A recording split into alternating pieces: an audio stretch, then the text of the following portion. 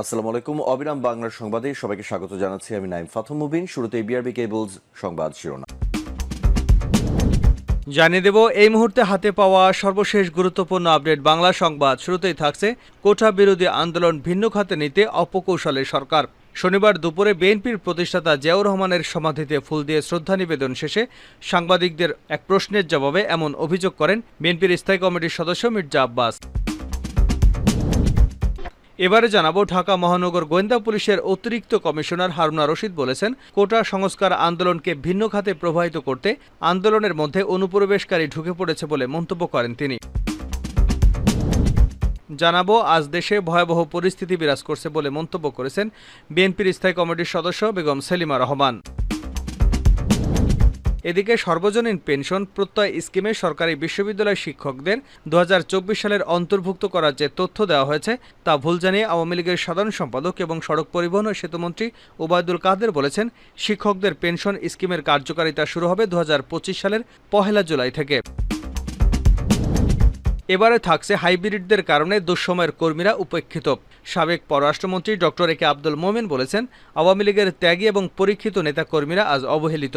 হাইব্রিডদের কারণে দুঃসময়ের কর্মীরা চরমভাবে উপেক্ষিত। ক্ষমতার মোহে দলে নবাগতরা অপকর্ম চালিয়ে যাচ্ছে। গত বৃহস্পতিবার সন্ধ্যায় বোস্টনের ক্যামব্রিজ ইন্ডিয়ান প্যাভিলিয়ন রেস্টুরেন্টে বিশিষ্টজনদের সঙ্গে সমসাময়িক ঘটনা নিয়ে এক মত বিনিময় সভায় তিনি এসব কথা বলেন। এবং সর্বশেষ জানাবো আন্তর্জাতিক সংবাদ। ইতালিতে স্পন্সর ভিসা জালিয়াতি, ধরপাকড়ে বাংলাদেশি আটক। বর্তমানে কাজের ক্ষেত্রে বাংলাদেশিদের জন্য পছন্দের শীর্ষে ইউরোপের শীর্ষ দেশ ইতালি, কিন্তু সেখানেও এবার স্পন্সর ভিসা জালিয়াতির অভিযোগ উঠেছে। জানা গেছে, ভিসা জালিয়াতির অভিযোগে 44 জনকে গ্রেপ্তার করেছে দেশটির আইনশৃঙ্খলা রক্ষাকারী বাহিনী। গ্রেপ্তারকৃতদের মধ্যে ইতালি নাগরিকদের পাশাপাশি আছেন বাংলাদেশিরাও। এতক্ষণ শিরোনাম শুনছিলেন, এবার বিস্তারিত। প্রিয় দর্শক, আপনি যদি এই চ্যানেলে নতুন হয়ে থাকেন, ভিডিওটি দেখতে দেখতে চ্যানেলটি সাবস্ক্রাইব করে আমাদের সঙ্গে থাকুন। আর এই ভিডিও সম্পর্কে আপনি আপনার মূল্যবান মতামতটি কমেন্ট বক্সে জানিয়ে দিন। আর হ্যাঁ প্রিয় দর্শক, জানিয়ে দিন ভিডিওটি কোথা থেকে দেখছেন। কোটা বিরোধী আন্দোলন ভিন্ন খাতে নিতে অপকৌশলে সরকার। শিক্ষার্থীদের কোটা বিরোধী আন্দোলন ভিন্ন খাতে নিতে সরকার অপকৌশল করছে বলে অভিযোগ করেছেন বিএনপির স্থায়ী কমিটির সদস্য মির্জা আব্বাস। শনিবার দুপুরে বিএনপির প্রতিষ্ঠাতা জিয়াউর রহমানের সমাধিতে ফুল দিয়ে শ্রদ্ধা নিবেদন শেষে সাংবাদিকদের উদ্দেশ্যে একথা বলেন তিনি। মির্জা আব্বাস বলেন, কোটা সংস্কার আন্দোলন যারা করেছে তাদের দাবি দেওয়া ন্যায্য। বিএনপি এর সঙ্গে আছে। সরকার যেসব কথা এখন বলছে, এসব কথা আসলে বিষয়টাকে ধামাচাপা দেওয়ার প্রয়োজন আছে বলে মনে হয় না। এটা তাদের একটা অপপ্রয়াস, অপকৌশল এই আন্দোলনকে অন্যদিকে ধাবিত করবার জন্য। তিনি বলেন, বিএনপির এখন চ্যালেঞ্জ হচ্ছে এই সরকারের পতন ঘটানো। তিনি আরও বলেন, মহানগর কমিটির আহ্বায়ক কমিটি হয়েছে, এরপর সাংগঠনিক নিয়মনীতি অনুসরণ করে পূর্ণাঙ্গ কমিটি হবে। নবগঠিত কমিটির সূর্য সন্তানরা শপথ গ্রহণ করলে আজ এদেশের মাটি ও মানুষের নেত্রী বেগম খালেদা জিয়াকে তারা মুক্ত করবে। এক প্রশ্নের জবাবে বিএনপির স্থায়ী কমিটির সদস্য বলেন, অতীতে বিএনপি কোনো আন্দোলনে ব্যর্থ হয়নি, বরং সরকারি নানা কৌশল, ষড়যন্ত্র এবং চক্রান্ত করে আন্দোলন নস্যাৎ করবার চেষ্টা করেছে, এখনও করছে। কোটা আন্দোলনে অনুপ্রবেশকারী ঢুকে পড়েছে ডিআইবি হারুন। ঢাকা মহানগর গোয়েন্দা পুলিশের অতিরিক্ত কমিশনার হারুনা রশিদ বলেছেন, কোটা সংস্কার আন্দোলনকে ভিন্ন খাতে প্রবাহিত করতে শিক্ষার্থীদের মধ্যে অনুপ্রবেশকারী ঢুকে পড়েছে বলে মন্তব্য করেছেন তিনি।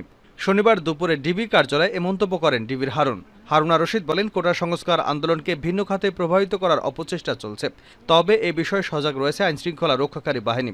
এদিকে রাজধানীতে কোটা সংস্কারের দাবিতে আন্দোলনে থাকা শিক্ষার্থীদের বিরুদ্ধে মামলা করেছে পুলিশ। শুক্রবার রাতে রাজারবাগ পুলিশ লাইন্সের পরিবহন বিভাগের গাড়ি চালক খলিলুর রহমান বাদী হয়ে শাহবাগ থানায় মামলা করেন। মামলার আসামি হিসেবে অনেক সংখ্যক শিক্ষার্থীর নাম উল্লেখ করা হয়েছে। তাদের বিরুদ্ধে পুলিশের যানবাহন ভাঙচুর, পুলিশ সদস্যদের উপর হামলা এবং মারধরের অভিযোগ আনা হয়েছে।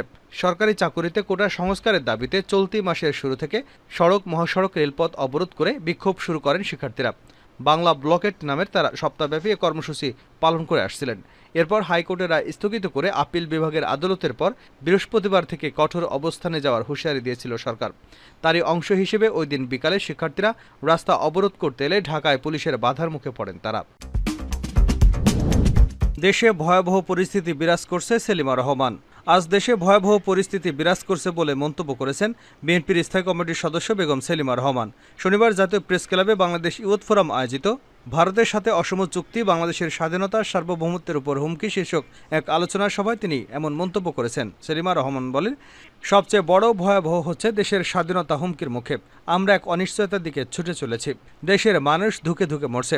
জনযুদ্ধের মাধ্যমে দেশ স্বাধীন হয়েছে। ছাত্র, শ্রমিক, নারী, পুরুষ সবাই যুদ্ধে অংশগ্রহণ করেছে।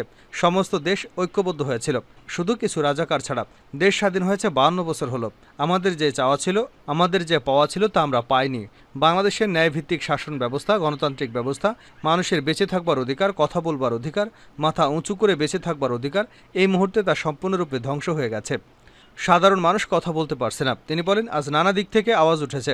কোটা সংস্কারের আন্দোলন চলছে। তাদের কোনো রাজনৈতিক দল আন্দোলন করতে বলেনি, তাদের বিবেক থেকে আন্দোলন করছে। কোটা সংস্কারের শিক্ষার্থীরা বলছে, এই সরকারের উপর তাদের কোনো আস্থা নেই। চারদিক থেকে আওয়াজ উঠেছে, শিক্ষা ব্যবস্থা সম্পূর্ণ ধ্বংস করে দিয়েছে। মেধার কোনো দাম নেই। দুর্নীতির মধ্য দিয়ে, লবিংয়ের মধ্য দিয়ে শিক্ষা ব্যবস্থার ধ্বংস করে শিক্ষার্থীদের জীবন অনিশ্চিত করে ফেলেছে। শিক্ষকদের পেনশন স্কিম শুরু 2025 সাল থেকে। ওবায়দুল কাদের। সর্বজনীন পেনশন প্রত্যয় স্কিমে সরকারি বিশ্ববিদ্যালয়ের শিক্ষকদের 2024 সালে অন্তর্ভুক্ত করার যে তথ্য দেওয়া হয়েছে তা ভুল জানিয়ে আওয়ামী লীগের সাধারণ সম্পাদক এবং সড়ক পরিবহন ও সেতুমন্ত্রী ওবায়দুল কাদের বলেছেন, শিক্ষকদের পেনশন স্কিমের কার্যকারিতা শুরু হবে 2025 সালের 1 জুলাই থেকে। শনিবার দুপুরে রাজধানীর ধানমন্ডিতে আওয়ামী লীগ সভাপতির কার্যালয়ে এক ব্রিফিংয়ে একথা জানান। এর আগে শিক্ষকদের প্রতিনিধিদের সঙ্গে বৈঠক করেন ওবায়দুল কাদের। বাংলাদেশ বিশ্ববিদ্যালয় শিক্ষক সমিতি ফেডারেশন সভাপতি আক্তার ইসলাম এবং সাধারণ সম্পাদক প্রফেসর নিজামুল হক ভূঁইয়ার নেতৃত্বে 13 শিক্ষক প্রতিনিধি আলোচনায় অংশ নেন। এ নিয়ে আওয়ামী লীগের সাধারণ সম্পাদক ওবায়দুল কাদের সাংবাদিকদের জানান, পেনশন স্কিম 2024 না 2025-এ নিয়ে একটা ভুল বোঝাবুঝি ছিল, তা দূর হয়েছে। 2025 সালের 1 জুলাই থেকে সবার জন্য সর্বজনীন পেনশন স্কিম শিক্ষকদের জন্য দাবি না মানিয়ে ওবায়দুল কাদের বলেন, আলাপ আলোচনার মাধ্যমে অচিরেই সমাধান হবে। বৈঠকে শিক্ষকদের কর্মবিরতি প্রত্যাহার করার অনুরোধ জানানো হয়েছে জানিয়ে আওয়ামী লীগের সাধারণ সম্পাদক বলেন, শিক্ষকরা বলেছেন ফেডারেশনের নেতাদের সঙ্গে আলোচনা করে সিদ্ধান্ত জানাবেন। ওবায়দুল কাদের জানান, দেশের 15টি জেলায় প্রায় 20 লাখ মানুষ বন্যা কবলিত। বন্যার্ত এসব মানুষের পাশে সরকারের পাশাপাশি সহযোগিতা করছে বাংলাদেশ আওয়ামী লীগের জনপ্রতিনিধি। শেষ করছে আন্তর্জাতিক সংবাদ দিয়ে। ইতালিতে স্পন্সর ভিসায় জালিয়াতি, ধরপাকড়ে বাংলাদেশি আটক। বর্তমানে কাজের ক্ষেত্রে বাংলাদেশের জন্য পছন্দের শীর্ষ ইউরোপের দেশ ইতালি, কিন্তু সেখানেও এবার স্পন্সর ভিসা জালিয়াতির অভিযোগ উঠেছে। জানা গেছে, ভিসা জালিয়াতির অভিযোগে 44 জনকে গ্রেপ্তার করেছে দেশটির আইনশৃঙ্খলা বাহিনী। গ্রেপ্তারকৃতদের মধ্যে ইতালি নাগরিকদের পাশাপাশি আছেন বাংলাদেশীয়। অভিযোগ উঠেছে, মোটা অঙ্কের অর্থের বিনিময়ে তালিকার বাইরে অযোগ্য প্রার্থীদের সুযোগ করে দিয়েছে এই চক্রটি। সম্প্রতি ইউরোপীয় ইউনিয়নের সম্মেলনে এমন তথ্য দেন ইতালির প্রধানমন্ত্রী জর্জিয়া মেলোনি। তিনি আরও জানান, অসাধু এই চক্রটি শুধু ভিসা জালিয়াতি নয়, যুক্ত আছে মানি লন্ডারিংয়ের সঙ্গেও। প্রধানমন্ত্রীর এমন অভিযোগের পর নড়ে চড়ে বসে দেশটির পুলিশ প্রশাসন এবং গোয়েন্দারাও। এরই পরিপ্রেক্ষিতে গত বুধবার রাত থেকে শুরু হয় ব্যাপক অভিযান। অত্যন্ত গোপনীয় এই অভিযানে দেশটির বিভিন্ন স্থান থেকে গ্রেপ্তার করা হয় 44 জনকে। ইতিমধ্যে 13 জনকে কারাগারে এবং 24 জনকে গৃহবন্দী এবং 7 জনকে অধিকতর